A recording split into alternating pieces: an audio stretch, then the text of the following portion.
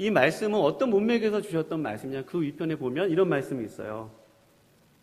이 온전함의 예로 누구든지 내 오른뺨을 치면 어떻게 하라고 하셔요? 왼뺨을 돌려드려요. 그리고 너를 고발하여 속옷을 가지고자 하는 자에게 뭘 주려 합니까? 겉옷까지 주래요. 그리고 너로 억지로 오리를 가고자 하는 사람과 있으면 내가 저 사람과 함께하기 동행하기 싫은데 그 사람과 심리를 가라는 것입니다.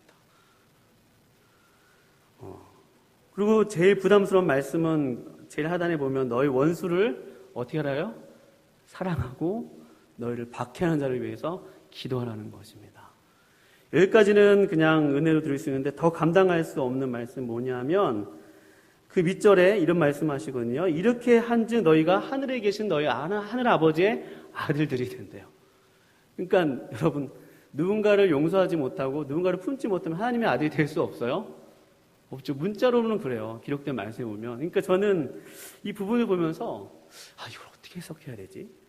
이 온전하다는 것에 대해서 사실 읽으면서 잘 안 읽어 이렇게 금방 지나가고 거기에 대해서 깊이 생각하지 않았던, 그러나 내 마음 가운데 이 완전하다는 것, 퍼펙트하다는 게 무엇인지 내 궁금증을 가졌습니다. 온전하다는 말씀은 그렇게 쉽지 않죠. 온전한 말씀은 늘 부담이 되는 말씀입니다. 그러나 오늘 이 본 말씀 말고 또 하나님, 이 완전하다는 것에 대해서 그렇다면 우리 이 마태복음 5장에서 이렇게 말씀하시죠. 하늘에 계신 너희 아버지의 뭐같이? 온전하신 같이 너희도 온전하라. 그렇다면 여러분 나는 온전하지 않지만 누구는 온전하시다는 거예요? 하나님은 완전하시다는 거죠. 하나님은 정말 퍼펙트하시다는 것입니다. 이 부분에 있어서 요한 1장 5절 말씀에 보면 제가 읽어드리겠습니다. 이런 말씀이 있습니다. 우리가 그에게서 듣고 너희에게 전하는 소식은 이것이니 곧 하나님은 빛이시라 그에게는 어둠이 조금도 없으시니라. 할렐루야. 하나님은 절대 실수하신 분이 아니시라는 거죠. 하나님은 그 완전함이 조금도 오류가 없으신, 실수가 없으신 퍼펙트하시라는 분이시라는 거예요. 그리고 이런 말씀도 있죠. 하나님은 인생이 아니시니 시건치 아니하시고 하나님은 말씀하신 그대로를 다 이루시는 완전하신 분이시죠. 이 부족한 제가 하나님을 다 표현할 수 있겠습니까? 하나님을 다 안다고 생각하는 그 순간부터 큰 죄를 범하고 있는 것인지도 모릅니다. 하나님은 여기 있는 제가 또 누구도 하나님을 다 표현할 수 없는 분이십니다. 그저 성경에 증거되어 있는 그 하나님이 계시는 말씀을 따라 하나님이 이런 분위기 그 정도까지밖에만 모르는 것입니다. 사실 하나님은 성경에 기록된 것보다 더 우리 찬양단이 오늘 참 제가 마음이 감사했던 게 광대하신 분이세요. 영원하신 분이시고 무한하신 분이십니다. 그런 하나님이 완벽하신 것 같이 우리도 완전하래요. 여러분 여기도 마음이 더 다치시지 않습니까? 이런 얘기 들으면 나의 삶을 보면 실제로 사람에 대해서 성경을 표현하는데 창세기에서 아담을 히브리어로 이쉬라고 그랬어요. 이쉬야 뭐 이러는데 그것은 무슨 뜻이냐면 한번 따라해볼까요? 흙. 다시 한번 흙. 사람은 어떤 존재라는 것입니까? 흙이라는 거죠. 부서지기 쉽고 연약한 것이 사람인데 그 연약한 사람을 향하여서 오늘 예수님이 마태복음 산상수훈에서 하나님의 완전하신 같이 우리를 완전하라는 것입니다. 누군가 왼편을 때리면 오른편도 되고 명절에 얼마나 속상한 일이 있을 수도 있고 없을 수도 있지 않습니까? 화목한 가정도 있고 조금 어려운 가정들도 있지만 누군가 내게 서운한 말을 하면 어떻게 하는 거예요? 그 말을 꼭 참고 또 거기서 그 가운데서 또 빛을 드러내라는 것이죠. 쉬운 얘기는 아닙니다. 그러면서 제가 여기 이런 부분에 대해서 늘 하나님은 완전하신 건 알겠는데 저는 완전하지 못하는 거예요. 이 두 사이의 간극 때문에 늘 좌절하고 고민하고 또 그것 때문에 기도하는 것이 저와 여러분의 현주소 아니겠습니까? 그런데 오늘 본문 말씀을 보면서 이게 좀 해소가 됐어요. 오늘 본문 말씀을 보면서 저희 여러분 좀 같이 봤으면 좋겠습니다. 빌립보서 2장 5절 말씀인데요. 빌립보서 2장 5절 말씀입니다. 네. 눈으로 보시고 제가 읽어보겠습니다. 2장 5절 말씀에 보면 이런 말씀이 있습니다. 너희 안에 이 마음을 품으라 곧 그리스도 예수의 마음이니.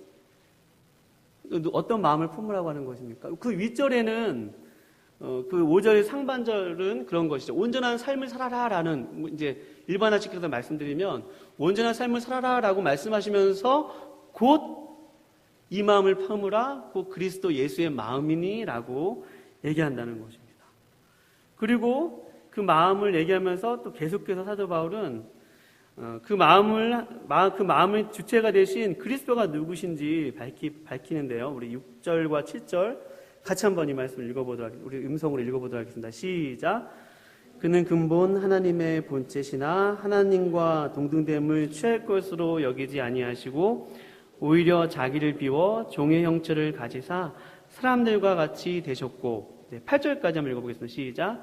사람의 모양으로 나타나사 자기를 낮추시고 죽기까지 복종하셨으니 곧 십자가에서 죽으심이라.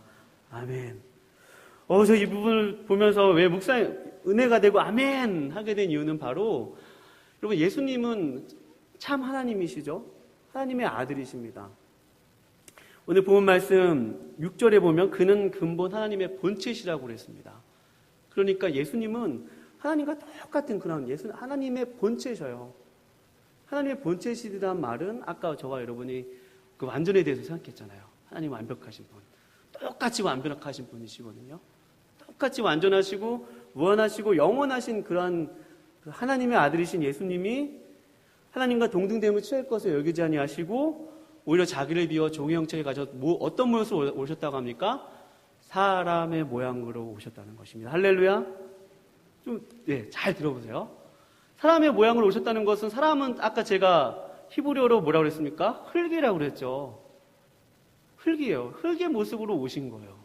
그러니까 예수님을 누군가가 꼬집었으면 예수님이 아프실까요? 안 아프실까요? 아픔을 느끼셨을까요? 안 느끼셨을까요? 똑같이 느끼셨습니다. 똑같이 느끼셨어요.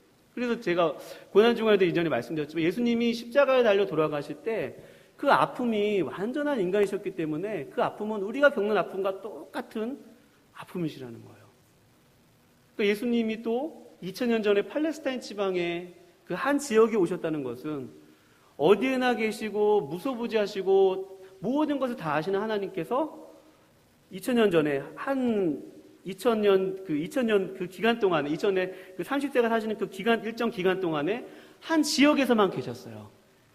예수님의 몸은 인간의 몸을 입고 오셔서 몸 자체를 봤을 때는 완전해 보이지 않지 않습니까? 그러나 여기서 오류에 빠지면 안 되는 것은 예수님은 죄가 하나도 있다 없다?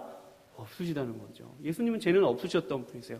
그러나 우리와 똑같은 연약한 인간의 몸을 입고 오셔서 무한하시고 완전하시고 완벽하신 분이 유한하고 질그릇 같고 연약하고, 예수님 얼굴을 보면 오늘 담임 목사님께서 늙음에 대해서도 말씀해 주셨지만 50세와 같이 보였다고 그랬어요. 30세인데 유대인들이 보고 내 얼굴이 50세나 돼 보이는데 너가 무슨 아브라함의 조상이라고 아브라함보다 먼저 났냐고 하느냐 하면서 예수님의 얼굴에 대해서 그만큼 고생도 많이 하신 것 같아요. 또 이사야서에 보면 예수님의 얼굴에 흠말 만한 것이 아무것도 없다고 그랬어요. 사람들이 그 모양을 봤을 때 저 사람이 메시아 맞아? 저 사람이 하나님의 아들 맞아? 라고 할 정도로 인간적인 눈으로 봤을 때는 흠말 만한 것이 아무것도 없고 연약하고 보잘것없고, 또 예수님이 돌아가시 그런 모습을 봐도 저 사람이 정말 하나님이 맞고 완벽한 것이 맞고 완전한 것이 맞느냐라는 생각이 들 정도로 예수님은 철저하게 그렇게 인간의 삶을 사셨다는 것입니다. 사랑하는 여러분, 이것이 왜 우리에게 소망이 되고 제가 이 부분에서 주여 아멘 했습니까? 그것은 바로 우리 가운데 하나님은 완전하시고 영원하신 그 하나님이 예수님처럼, 물론 예수님은 오류가 없으신 분이시지만 우리와 똑같은 연약한 인간의 몸을 입고 오신 그 모습처럼 하나님은 우리를 그러한 모습으로 온전케 하실 수 있는 분이심을 여러분 믿으시기 바랍니다. 좀 온전한 의미에 대해서 조금씩 와닿으시죠? 그러니까 우리 인간은 예수님 때문에 완벽한 완전함도 있고요. 그다음 또 연약함도 있습니다. 예수님이 완전한 하나님이시라는 것과 또 완전한 사람이라 이 두 인격이 한 사람 안에 이렇게 같이 계셨던 것처럼 우리도 동일하게 하나님을 마음 가운데 모신 사람들, 하나님의 자녀가 된 사람들, 그 하나님의 완전함과 완벽함이 이미 우리 가운데 있으면 여러분 믿으시기 바랍니다. 그런데 또 동시에 우리는 흙과 같은 존재라는 거예요. 전혀 섞일 수 없는 이 이질적인 두 삶의 이 모습이 우리 삶 가운데 있다는 거예요. 그러니까 이 마태복음에서 예수님이 제자들에게 하나님의 아버지가 온전하신 것 같이 너희가 온전하라라고 하셨을 때 그 온전함은 어디로부터 기인한 것입니까?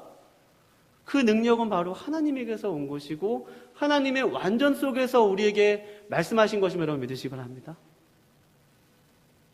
그러니까 지금 나의 삶은요, 연약할 수도 있습니다. 어떤 분들은 정말 질병 때문에 나의 삶이 왜 이렇게 강하지 못하지?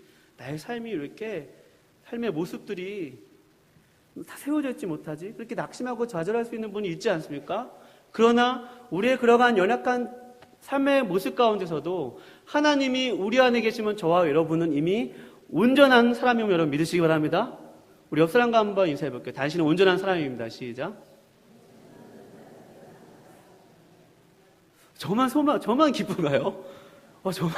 저만 연약한 게 많아서 그런가 봐요. 저만 제 자신에 대해서 절망이 많고, 저만 자신에 대해서 실망이 많아서 이 말이 그렇게 큰 빛으로 다가오나 봐요. 그럼 하나님이 완벽하다는 게요, 우리 모습으로 하나님을 평가하면, 우리 생각대로, 우리가 사는 모습대로 하나님을 이해하면 어떻게 될까요? 그건 우리 눈의 시각으로 하나님을 바라보게 됩니다.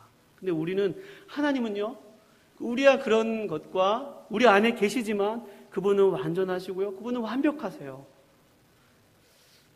이단인 구원파가요, 이것을 조금 이단은 항상 많이 간 사람들이 이단이지 않습니까? 하나님의 완벽함에 대해서는 잘 붙들은 것 같아요. 근데 반대로 뭘 붙들지 않은 거예요? 흙과 같고 연약한 우리의 삶의 모습에 대해서, 이것도 진실인데 이 삶을 붙들지 않았기 때문에 그들은 세상을 살면서 죄를 짓는 것에 대해서, 구원받은 이후에 사람이 어떻게 하나님의 완전하시고 구원이 완전한데 어떻게 우리가 죄를 지을 수 있느냐 라고 하면서 잘못된 구원관을 갖고 있는 것이 바로 박옥수 목사와 그 사람들이거든요. 세월호 사건을 일으켰던 그 구원파들. 그 사람들 비난하고자 하는 것이 아니고요, 그만큼 하나님이 완전하신 것에 대해서는 여러분 절대로 1.5류의 오류가 없으면 여러분 믿으시기 바랍니다. 그것을 붙들고 가는 거죠. 얼마나 우리가 연약한 것이 많고 힘든 것이 많습니까? 직장 가서 누가 나한테 왼뺨을 얼마나 많이 칩니까? 얼마나 나를 속상하게 합니까? 여러분, 세상 속에서 여러분 경제 활동을 하는 게 때로는 남한테 싫은 소리도 들어야 되고 몇 번이고 그만두고 싶은 마음이 있지만 가족 때문에 그러지 못하는 우리 가장들, 아빠들, 아버지들, 우리의 삶의 자리가 얼마나 연약합니까? 그러나 하나님이 우리의 강함이 되시고 하나님이 우리를 온전케 하시면 그러한 모든 순간 가운데 우리는 온전하게 설 수 있음을 여러분 믿으시기 바랍니다. 여러분, 이것을 깨닫고 나서요, 이것을 보고 나서 정말로 감사했습니다. 하나님, 그렇습니다. 저는 할 수 없으나 하나님은 하실 수 있습니다. 우리 다 같이 한번 고백해 볼게요. 나는 할 수 없으나 하나님은 하십니다. 예, 하나님은 하세요. 우리 다 같이 귀한 약속의 말씀 한 구절 읽어볼게요. 우리 화면 준비된 화면, 고린도후서 4장 7절 말씀입니다. 고린도후서 4장 7절 말씀 됐나요? 시작. 우리가 이 보배를 질그릇에 가졌으니 이는 심히 큰 능력은 하나님께 있고 우리에게 있지 아니함을 알게 하려 함이라. 아멘. 할렐루야. 아멘. 우리에게는 큰 능력, 그것은 하나님에게 있다는 거죠. 그러나 우리에게 동시에 우리는 질그릇과 같은 존재입니다.